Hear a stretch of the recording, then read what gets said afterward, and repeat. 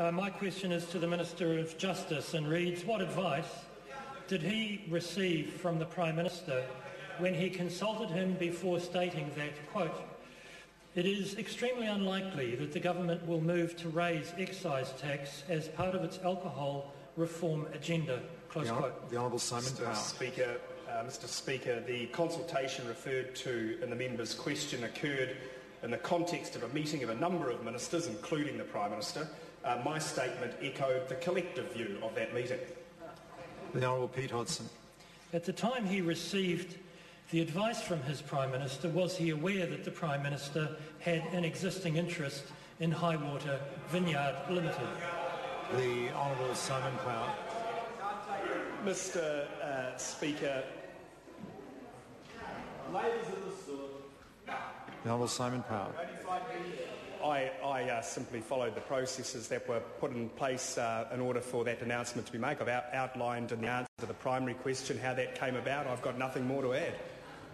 The Honourable Pete Hodgson. Sir, a gentle reminder that... Is this a point of order? Yes, it is. The Honourable Pete Hodgson. The question was, at the time that he received the advice from his Prime Minister, was he aware that the Prime Minister had an existing interest in Highwater Vineyards Limited? So it's a fairly narrow question. I'll hear the Honourable Simon Power on the point of order. Mr. Speaker, in the primary question, my answer referred to the member's question relating to the consultation portion of the question. My answer to the primary question did not refer to any advice I'd received from the Prime Minister.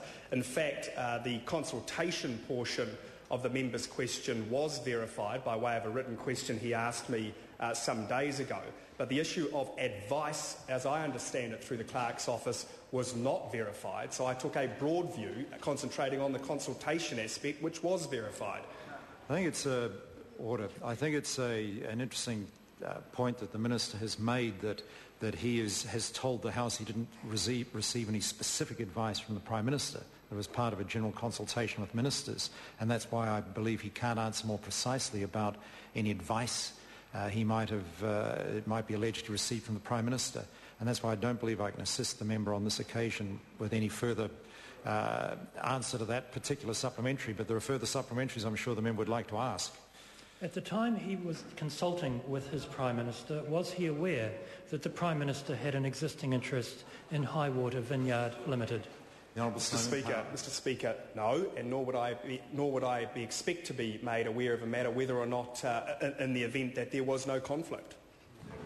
Point of order, the Honourable Clayton Cosgrove. Just before that question was answered, sir, Nick Smith made an extremely unparliamentary remark.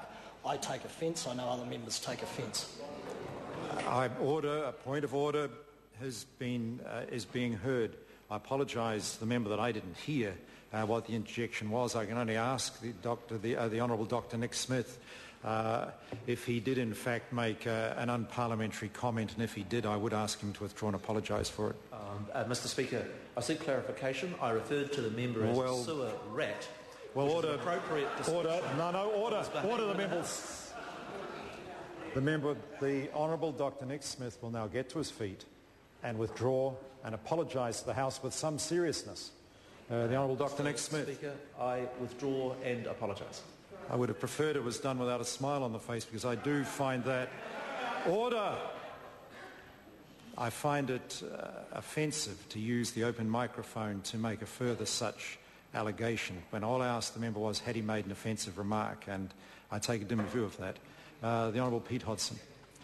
Has he met at any time with Foodstuffs Limited regarding the government's alcohol reform agenda? If so, can he recall with whom he met? The Honourable Simon Power. Yes, Mr. Speaker, I have met with Foodstuffs. I've met with a range of industry representatives. I've met with ALAC. I've met with a whole group of people leading into discussions. I might say, since the Law Commission's tabled its report, the member might be interested to know I've met with no one, and won't until the government responds to the report formally. But leading up into that time, I certainly have met with representatives. Specifically who I've met with, although the names are not on the top of my head, I can advise that I have met with the managing directors of Foodstuffs Northern, Foodstuffs Wellington, Foodstuffs Southern, and I believe Melissa Hood, who also has a role with foodstuffs. In recent times, I've also opened in my electorate a foodstuffs warehouse where I'm sure there were many employees of foodstuffs present.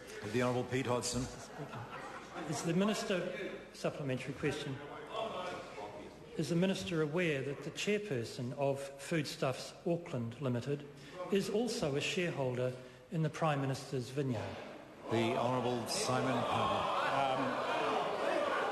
No.